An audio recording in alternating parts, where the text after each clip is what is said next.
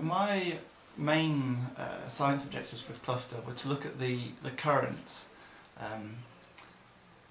The aurora, as we know them, are a giant TV screen essentially, and they tell us everything that's going on in the magnetosphere.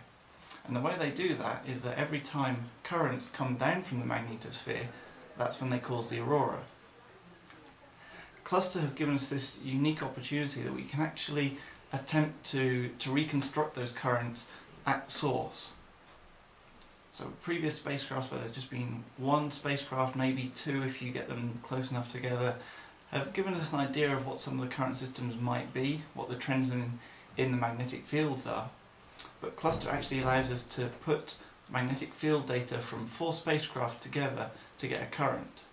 So if you have a line of current, a wire current, and you put magnets around it, you will see that that current has a magnetic field.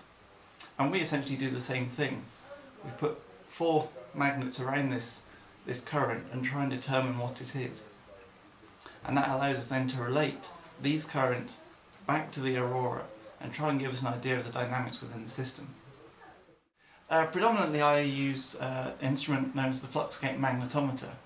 There's one of these on each spacecraft, and this allows us to pull out the magnetic field that each spacecraft sees.